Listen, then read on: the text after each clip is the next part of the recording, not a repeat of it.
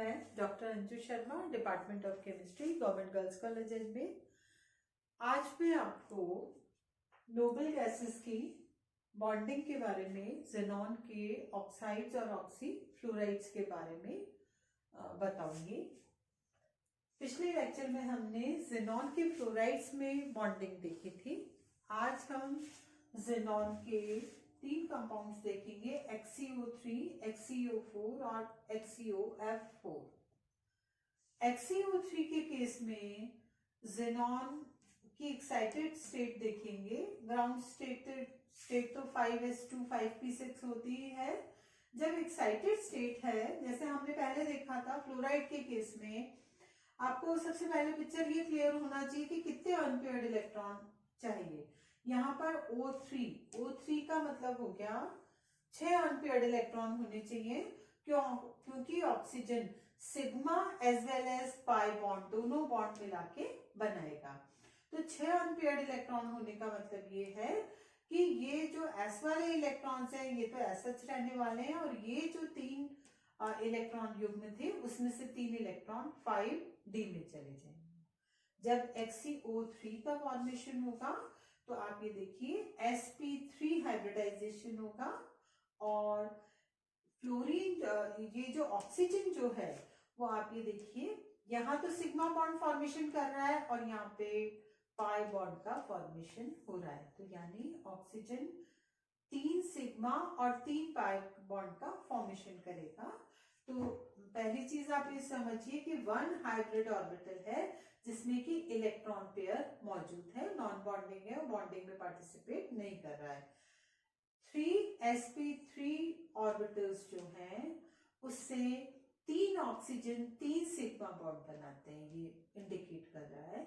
And 3 unpaired electrons, ये जो d orbital वाले हैं वो 3 ऑक्सीजन के साथ में 3 पाई बॉन्ड बनाते हैं, that is d pi p pi bond.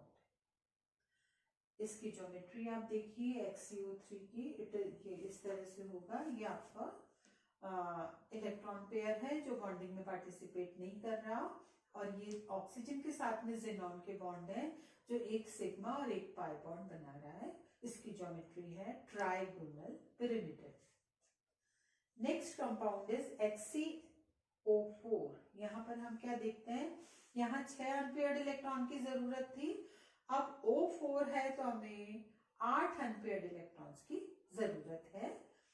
तो एक S और 3 P, जो भी इलेक्ट्रॉन्स 8 थे अब वो जो पेयरिंग नहीं रहेगी और इलेक्ट्रॉन्स 4 यहाँ पर आ जाएंगे। तो अब हम क्या देखेंगे, यहाँ पर बॉन्डिंग किस तरह से होगी, sp3 हाइब्रिडाइजेशन होगा यहाँ पर, और d ऑर्बिटल्स में जो ये इलेक्ट्रॉन्स हैं ये ऑक्सीजन के साथ में पाई बॉन्ड बनाएंगे और 4 ऑक्सीजन के साथ में 1 2 3 4 सिग्मा बॉन्ड बनाएंगे।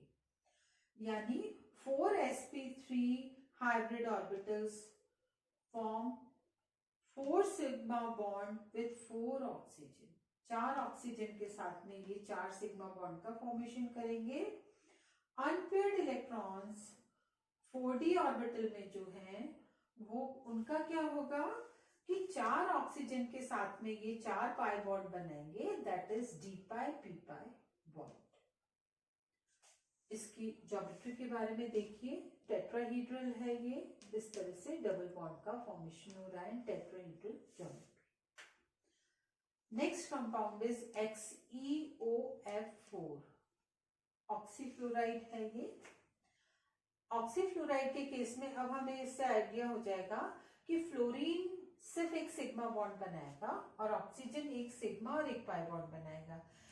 यानी कि यहाँ पर हमें 6 अनपेयर्ड इलेक्ट्रॉन की जरूरत है।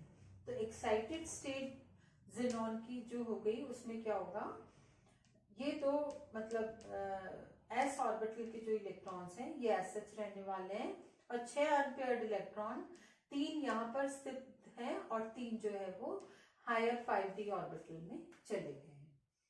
अब XCO4 का जो फॉर्मेशन होगा तो आप ये देखिए sp3 और d2, यानी क्या होगा 4 फ्लोरीन और 1 ऑक्सीजन, 1 2 3 4 5, तो 4 फ्लोरीन और 1 ऑक्सीजन के साथ में 5 सिग्मा बॉन्ड बन जाएंगे और एक डी ऑर्बिटल में जो है इलेक्ट्रॉन ये ऑक्सीजन के साथ में पाई बॉन्ड का फॉर्मेशन करेगा। तो टोटल हाइब्रिड ऑर्बिटल्स हो गए यहाँ पर 6, 3 पी के, 2 डी के और 1 एस का, तो 6 हाइब्रिड ऑर्बिटल्स आर देयर। एक हाइब्रिड ऑर्बिटल जो है उसमें पेयर्ड इलेक्ट्रॉन है, ये बॉन्ड फॉर्मेशन में पार्टिसिपेट नहीं कर रहा है, और रेस्ट जो 5 हैं, ये जो 5 बचे हुए हैं, इसमें से 5 फ्लोरीन और 1 ऑक्सीजन के साथ में 5 सिग्मा बॉन्ड बना रहे हैं, और 1 unpaired electron in D orbital will form 1 pi bond with oxygen and form d pi p pi bond। तो अब हम इन सभी स्ट्रक्चर्स को देख के आसानी से अंदाजा लगा सकते हैं कि अगर फ्लोराइड है तो केवल एक अनपेयर्ड इलेक्ट्रॉन की जरूरत पड़ेगी बॉन्डिंग के लिए, पर अगर ऑक्सीजन है तो 2 अनपेयर्ड इलेक्ट्रॉन चाहिए, क्योंकि एक सिग्मा और एक पाई बॉन्ड का फॉर्मेशन होगा। इसके स्क्वायर पिरामिडल होगी ज्योमेट्री, यहाँ पर आप देखिए XeOF4, तो 1 2 3 4 फ्लोरीन हो गए, ये ऑक्सीजन हो गया, डबल बॉन्ड के साथ जुड़ा हुआ है, और ये बॉन्ड पे ये इलेक्ट्रॉन पेयर है जो कि बॉन्ड फॉर्मेशन में पार्टिसिपेट नहीं कर रहा है। इस तरह से अभी मैंने आपको XeO3, XeO4 और XeOF4 के कंपाउंड्स जो हैं ज़ेनॉन के, उनके बॉन्ड फॉर्मेशन के बारे में, स्ट्रक्चर और बॉन्डिंग के बारे में बताया। Thank you.